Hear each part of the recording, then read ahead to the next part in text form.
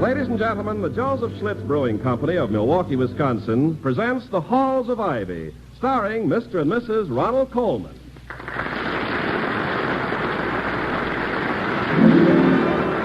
I was curious. I tasted it. Now I know why Schlitz is the largest selling beer in America. No wonder it's the beer that made Milwaukee famous. If you like good beer, you'll find it pays to be curious and learn about Schlitz for yourself. And now, The Halls of Ivy.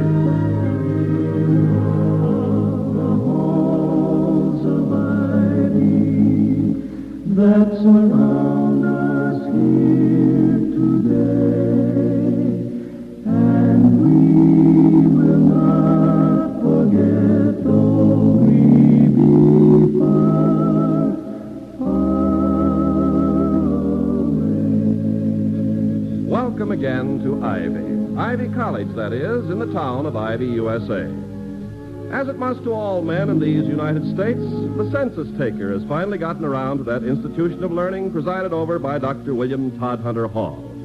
At the moment, Dr. Hall and his wife, the former Victoria Cromwell of the London stage, are being interviewed by an efficient young lady with a red, white, and blue portfolio. Now, I have a surprise for you, Dr. Hall. You and your wife are number 35 on my list. Why should that be a surprise? Does being the 35th interviewee win something? Say 2 glorious weeks in Gopher Hole, Nevada? No. Every 5th person that we count has to answer a few additional questions about his way of living. Oh, yeah, I've read about it, Toddy. Yeah, well, I'll answer it. Thank you, my dear. And now, Miss Gregg, what would you like to know? Well, some of them are rather personal questions, but all information is confidential, you understand. Oh, yes, of course. Yes, I realize that this information will be seen by only a few hundred people and will be about as confidential as a sunset. So let's get on with it. Then to begin with... Excuse me. Yes, Vicky? It's the campus police. Officer Grogan? Yes. He wants to know if Mr. Wellman has got here. No, I'm not expecting him, Vicky. Wellman. If I could just get through one day without a visit from that man. Dr. Hall. Oh, I'm sorry, Miss Gregg. Could you tell me how many times you've been married? Toddy, he says Wellman is supposed to be here now. It's about an arrest. Whose arrest? Well, I'll find out. Dr. Hall, the number of marriages... Yes. And the number of years since the last wedding. To be sure, yes. Vicky, what does he say? Dr. Hall. Yes, your question. The answer is, yes. Oh, yes, 8 wives and 1 year. Heavenly days. Oh, they have been, I assure you. A child, perhaps? Oh, no, she was of age. Oh, Vicky! It's all right, Toddy. Officer Grogan said Mr. Wellman would explain everything to you. It sounded like something serious. With Mr. Wellman, everything is serious. He romps through life with the light-hearted abandon of an aging water buffalo. Not that I dislike the man, mind you. Of course not, dear. He's dreamy. Or that he tries my patience. No, if he ever tried it, I'm sure he'd love it. Or that he doesn't mean everything for the best. Surely, dear. I doubt if he'd ever strike a woman who was wearing glasses.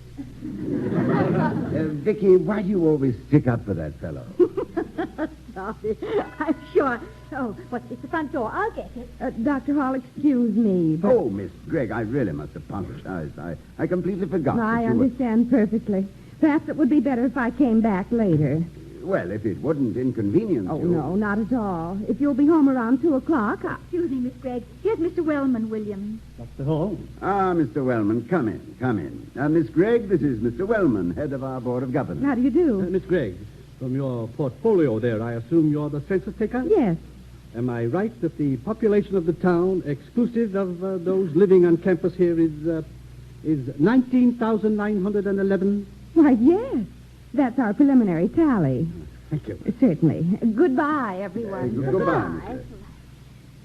And now, Mr. Wellman, what's this about Officer Grogan? The situation is very simple.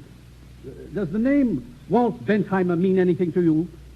Walt Bentheimer. You must have read about him in the paper. If you read the papers. He had considerable notoriety about a month ago. Bentheimer, his wife, and 7 offspring.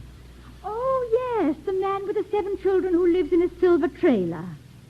There is no necessity to make it sound like a fairy tale, Mrs. Hall. Yes, I remember him. The newspapers said he was arrested for vagrancy and trespassing on city property. No visible means of support. This man is a public nuisance. He drove his trailer right into the park across from the city hall and set up housekeeping. His children bathed in the public fountain, and his wife strung her washing between the statues of General Lee and General Grant. General Lee and General Grant. Well, that's one way of keeping the country strung together. The situation was far from humorous, Mrs. Hall. It created very bad publicity for this town throughout the entire state. I remember now. When Bentheimer was arrested, he criticized the police department, the jail accommodations, and the park commission. And all with some justice. He had added up his Bill of Rights and found an error in the total. Dr. Hall. Well, really, I don't see why all your excitement, Mr. Wellman. This all happened a month ago. You will see, Mrs. Hall, when I tell you that he is now dug in on our own campus. Here? At Ivy? Here at Ivy. Not 15 minutes ago, Officer Grogan saw that blasted trailer parked right on our athletic field. And then, right before Grogan's eyes, Mother, Father, and all 7 of their brats streamed out of the trailer carrying soap and towels and disappeared into our gymnasium.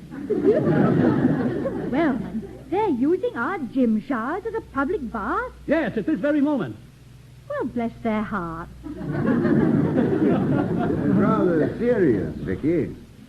Trespassing on private property, illegal use of the college gymnasium. Using public city property is one thing, but this... Dr. Hall, Bentheimer is a dangerous element. It's such as he that breeds social unrest, and a man like this shouldn't be at large. Well, what do you want? To have him arrested? It occurred to me that your husband might be able to use his talents for diplomacy. He has a clever mind, in his own sort of way.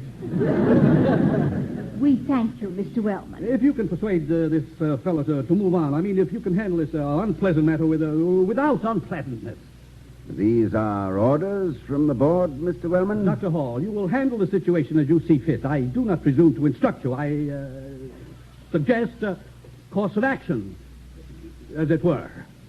I see. Yes, very clearly. You do? You do? Then, good day, Mrs. Hall. Good day, Mr. Goodbye, Wellman. Mr. Wellman.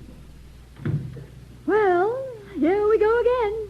You know, Vicky, a man who can upset Mr. Wellman has a strong claim on my admiration and sympathy. You apparently don't consider this Bentheimer particularly subversive. Oh, I'm prejudiced in favor of any group with a predisposition for frequent bathing. At anyone's expense. I could never understand why radicals mounted soapboxes for their oratorical exercises. Cleanliness and anarchy always seem such strange tubfellows. Anyway, we've got to meet this breeder of unrest, this one family's social upheaval. Well, it's a beautiful day. Yes, I think we'd enjoy a stroll across the campus. Like stay to the gymnasium? Mm-hmm. Come on, Toddy, let's take a walk.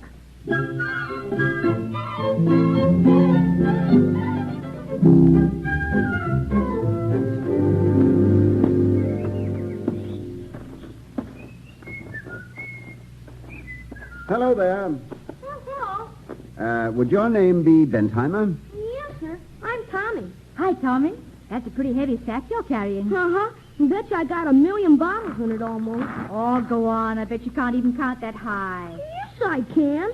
1, 2, 3, 4... Oh, no, not now. We haven't time. Where did they come from, Tommy? Pop told me to pick up all the empties I could find around the gymnasium. Some people don't care where they drop a hunk of glass, do they? No, I guess not. Where's your father? Inside, in the gym. Want me to call him for you? No, thanks. We'll find him. Mr. Bentheimer. Mr. Bentheimer. Hello. My name is Hall, Dr. Hall. This is Mrs. Hall. Well, how do you do? Oh, glad to know you. Excuse me, but I got to sweep right where you're standing there. Oh, I'm sorry. Mr. Bentheimer, Dr. Hall is the president of Ivy College. Hey, that's nice. Just a minute, Doctor. Please, you're tracking my sweepings back onto the clean floor. Oh, I beg your pardon. Yes. That was clumsy of me. It's all right. We all make mistakes. Hey, Pop, I got all the bottles. Now what do I do? Well, you and Jimmy and Ted pick up all the papers blowing around the yard and tell Harry, Dave, and Frank to carry all this trash out to the incinerator. And if there are any kids left over, tell them to start washing the windows. Okay, Pop, big deal. You said it, kid. Is he the youngest? I think so. He's not as familiar as the rest of them. Mr. Bentheimer, I don't understand why you're doing all this. Why, my kids are using your showers. Well, yes, but... Oh, we don't want to be a charity cases, believe me. Pay our way, one way or another. I see. I hate to say this, Doctor, but I don't think much of your janitors around here. My wife spent a half hour just cleaning the mirrors in the dressing rooms. I don't like to rap to help, but, well, you know what I mean. Yes, I do. You see, Mr. Bentheimer, there was a dance here just last night, and we're a little short-handed right now. Well, nobody can make a mess like kids. I ought to know. But it's the same everywhere. I was cleaning up the city park last month. Never saw such a mess. Oh, was it your idea to clean up the park to pay for keeping your trailer there? Yeah, sure. Any guy that gets something for nothing has received nothing for something. Say, you mind moving again? I want to sweep that place behind you there. Oh, yes, surely, yes. By the way, Mr. You ought to buy some new brooms for your janitor, you know. No self-respecting witch would ride this thing even after dark. Yeah, I'll make a note of it, but... And your scrub pails got holes in them, too. They have? You can't hold water in a leaky pail. Man's got to have the right tools. Mr. Bentheimer, your record would seem to indicate an aimless irresponsibility. But seeing you work, I think you might be the kind of rolling stone who suddenly surprises everybody by cornering the moss market. Now, what are your plans? Well, at the moment, Doctor, I'm sorry to say I'm on relief. I see. Just temporary, until we get a place. Don't figure relief is a disgrace until you start leaning on it. Well, you've tried to get a job. In 48 out of 49 states. But I like it here. It's nice. It makes me feel at home. 7 kids, you know. Well, I'd like to have some of them go to Ivy one day. That's certainly worth working for. Oh, yes, it is. Oh, I can pay my way, Doctor. You need help there.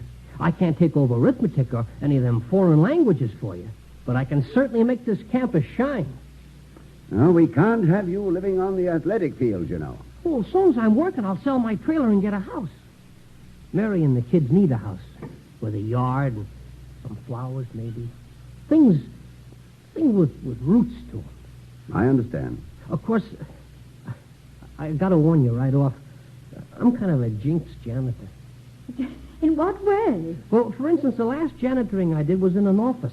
And the boss told me to polish the floors, so I did. And that ended it. The job ended? No, the boss did. Skidded on the floor and ended himself pretty bad. No more job. No more job. And then the place before that, I was hired to wash windows. So I did. Got them too clean. Some guy poked his head right through the glass. No more job? No more job. I guess I'm downright dangerous.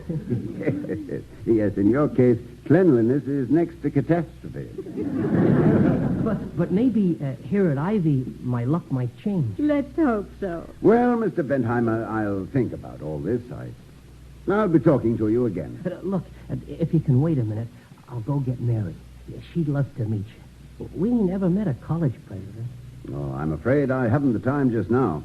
Well, I'll go home and think this thing over. I know. And there'll only be one answer after you've thought it over. How can I get them Bentheimers out of here? And you're right, Doc, from your standpoint anyhow. I guess it's up to me to move. Well, now, let's not be too hasty, Mr. Bentheimer. It's possible that it's my move instead of yours. Yes. My move, perhaps. You keep your queen where she is, and I'll see what can be done with a night or two. Yes. And if things work out the way they should, I think I might be able to give you a check. Mate?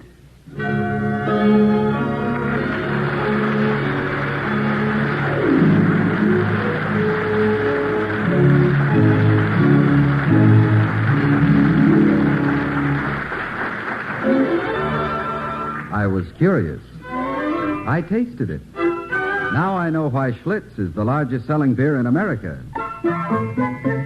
No wonder it's the beer that made Milwaukee famous.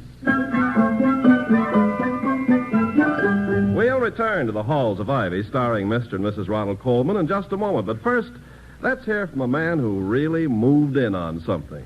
Well, my wife and I had just returned from a 2-week vacation. We had rented a comfortable little beach house up at the lake. And although we didn't know who the previous tenants were, they certainly left the place clean, neat, and, well, in really fine shape. After we had unpacked, my wife asked me to see that the refrigerator was working while she made out a list of groceries to buy. When I opened the refrigerator door, I was surprised to find 2 bottles of Schlitz beer and a note. Well, I called Mary and read it to her. The note said simply, couldn't very well take these with us. Thought we'd leave 2 bottles of our favorite beer for the next tenants to enjoy. It was signed the Burtons. Well, it was a hot day, so Mary and I just sat right down and enjoyed that Schlitz beer. And I mean enjoyed. Before we had even finished our first glass, Mary reached into her apron pocket and took out the shopping list. She penciled in at the bottom 6 bottles of Schlitz beer and passed it across the table to me. Then she smiled slowly and said, "Well, look on your face, I'd better make that a case." That's what she did.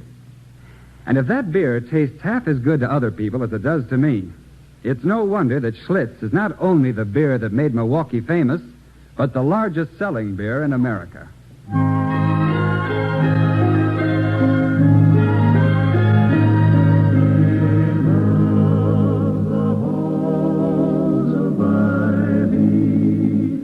That surround us here today.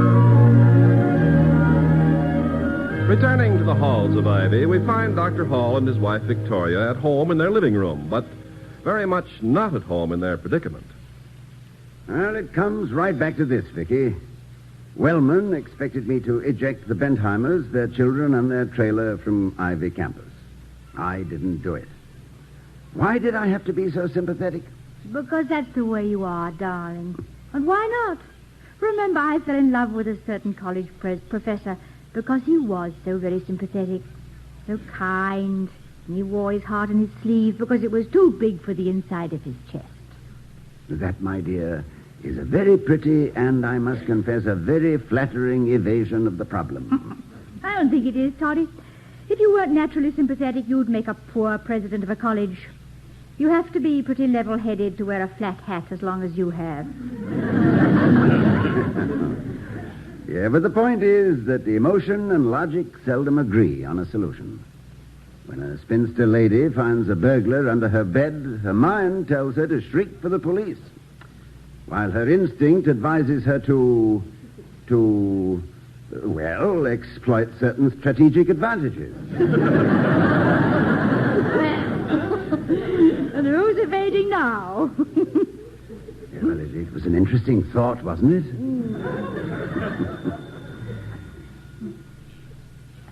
Vicky. Yes, dear? We didn't hear the phone ring, did we?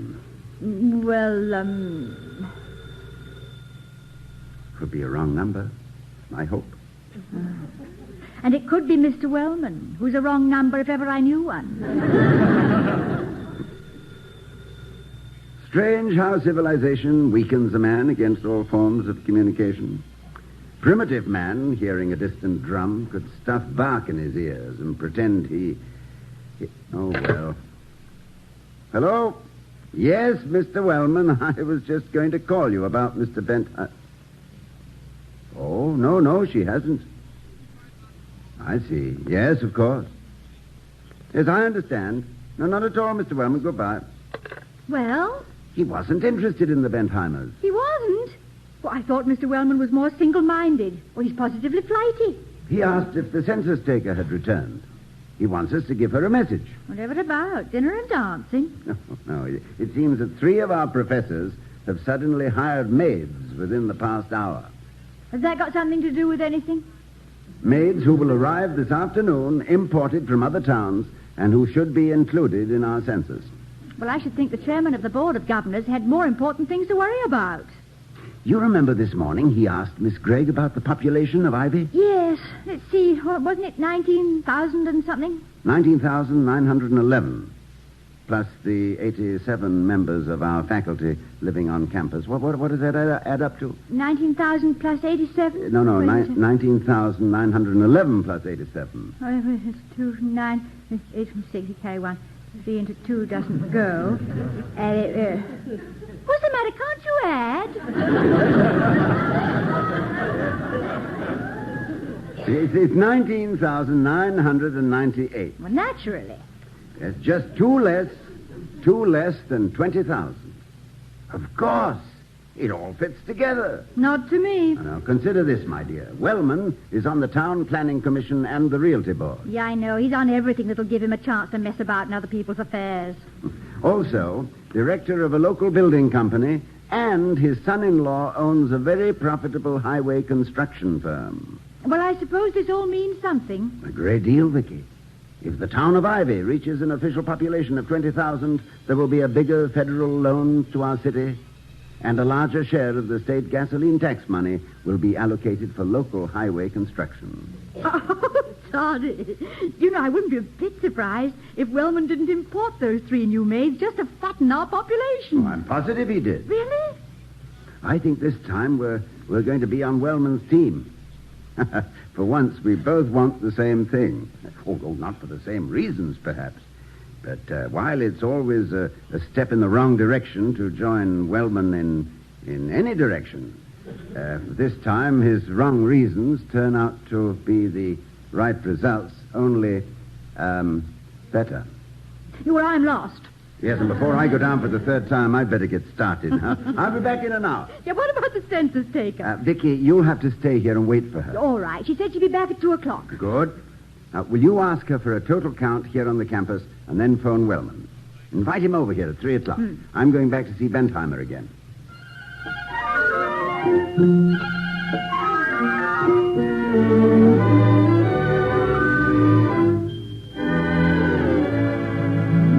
Dr. Hall, I cannot give you very much time now. I'm very busy. I have an appointment downtown shortly, so if we could discuss whatever is on your mind. Of course. It's regarding the Bentheimers. I called on them, you know. I see. And what was the result? Well, the result was, Mr. Wellman, that I found them to be a very nice family. However, I agree that their trailer home is out of place on our athletic grounds. I should hope so. This is a college, not a tourist camp. I've just come from a second talk with Mr. Bentheimer.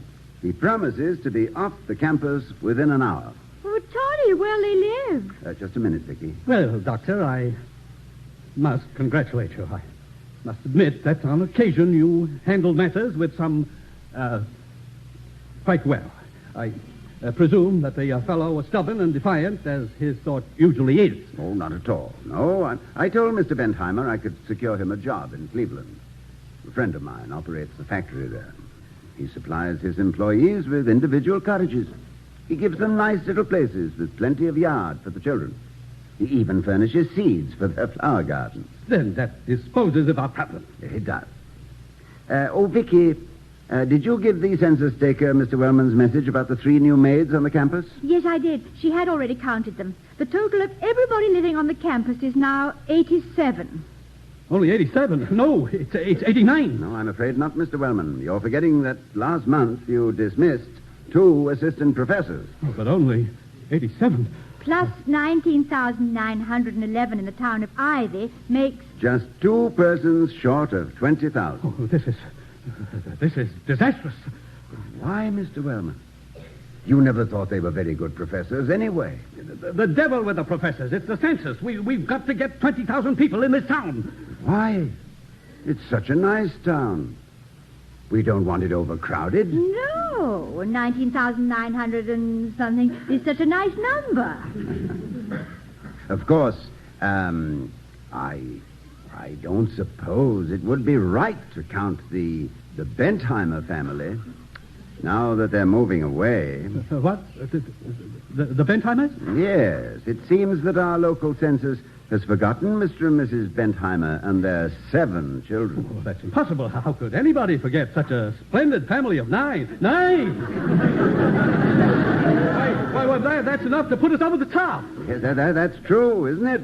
That is, it would have been true. Oh, but we've got to count them. This is crucial. Well, where's that census taker? Oh, dear, she's already left the campus. Yes, and the Bentheimers will be on the highway to Cleveland in a few minutes. We've got to stop them. May I make a suggestion? Yes, anything. We can't let them... yes. Yes? Now, the college could use another janitor. Perhaps if we offered Mr. Bentheimer... Oh, yes, he's got to stay. Hire him. Very well. And as an evidence of our good faith, I feel that we should give him an employment contract. For a janitor's job? A 2-year contract. He doesn't want to be fired as soon as the census is taken. Go ahead. Sign him up. Give him a contract. Buy him an automobile. Send him flowers, music, dancing girls. This is blackmail, pure blackmail. Oh, that's rather a nasty expression, Mr. Wellman. Our law professor would prefer quid pro quo, which is a Latin term meaning this for that. But a mere janitor, a fellow who was in jail. Unjustly so, it seems to me. But we can make amends for past wrongs. Or, to use another Latin term, nunc pro tunc, freely translated, meaning now for then. Oh, hang the Latin. Well, the minutes are passing. What do you say? All right. Go ahead. Give him the whole college. Good day. Nunc pro tunc.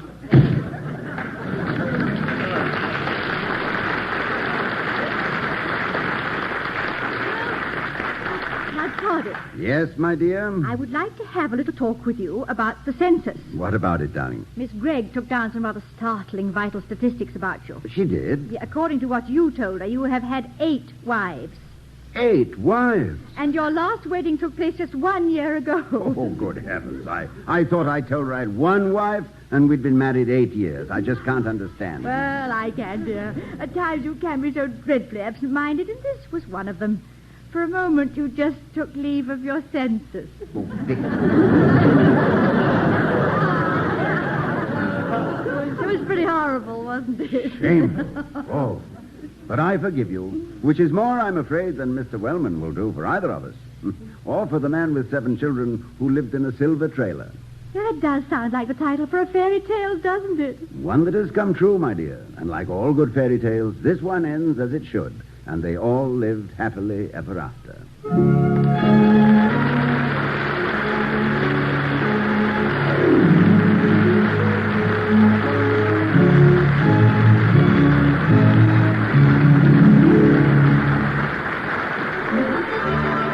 I was curious. I tasted it. Now I know why Schlitz is the largest selling beer in America. No wonder it's the beer that made Milwaukee famous. And here again are Mr. and Mrs. Ronald Colman. Good night, everyone. Right.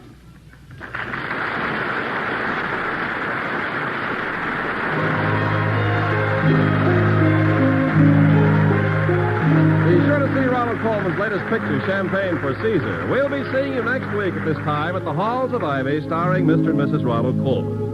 Our other players were Herb Butterfield, Bob Sweeney, Virginia Gregg, and Jeffrey Silver. Tonight's script was written by Leonard St. Clair and Don Quinn. Music was composed and conducted by Henry Russell. The Halls of Ivy was created by Don Quinn, directed by Nat Wolfe, and presented by the Joseph Schlitz Brewing Company of Milwaukee, Wisconsin. Ken Carpenter speaking.